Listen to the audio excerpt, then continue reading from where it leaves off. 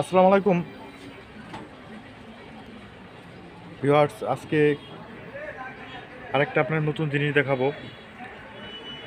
Ceiling fan যারা বেয়ারিংয়ের ঠিক আছে বেয়ারিং কাজ করেন, বেয়ারিং চেঞ্জ করেন এই সিলিং ফ্যানের, তো আজকে আমার কথাটা হচ্ছে যে এই যে অবশ্যই একটা জিনিস আপনারা খেয়াল করে নেবেন যে এই বেয়ারিংটা কীভাবে আপনারা খুলবেন।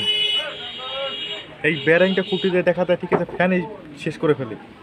তো এটা টাক টোক না দিয়ে ঠিক আছে আজকে নতুন একটা মেশিনের সাথে আপনাকে পরিচয় করাবো।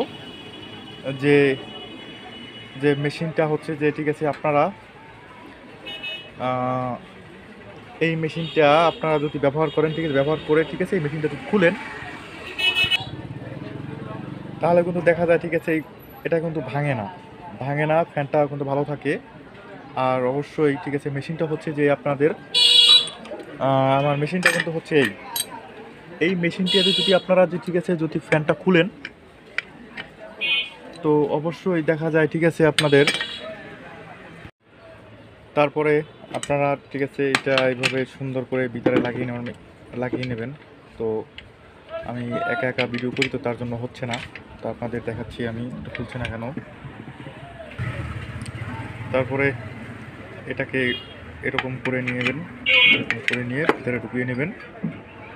তারপরে আপনারা এটাকে এইভাবে আপনারা করে নেবেন যে আরেকটা আপনাদের ভিতরে একটা পাত দেওয়া লাগবে, পাতটা দিয়ে আমি দেখাচ্ছি আপনাদের। পাতটা দিয়ে এটা এভাবে এরকম টাক দিবেন আপনারা। আর এটা কিন্তু আমি খুলে ফেলেছি, একদম বেয়ারিংটা কিন্তু খুব ভিতরে খুলে ফেলেছি। অবশ্যই আপনারা ঠিক আছে খেয়াল রাখবেন যে ঠিক এরকম নিচের পাড়ের বেয়ারিংটা সবসময় ঠিক আছে এই মেশিনটা আপনারা ব্যবহার করবেন খোলার জন্য। তারপরে এটা খোলার পর অবশ্যই কিন্তু এটা এই কয়েলটা কিন্তু চেক করে নেবেন যে কয়েলটা ঠিক আছে কিনা। তো কয়েলটা ঠিক আছে কিনা চেক করে নেবেন ভালো মতন। আর আজকে পর্যন্তই। ভালো লাগলে ঠিক আছে আমার চ্যানেলটা সাবস্ক্রাইব করবেন। সিলিং ফ্যানের ভিডিও আমার চ্যানেলে আরও দেওয়া আছে, আপনারা দেখে নিতে পারেন ওখান থেকে। আর আজকে পর্যন্তই।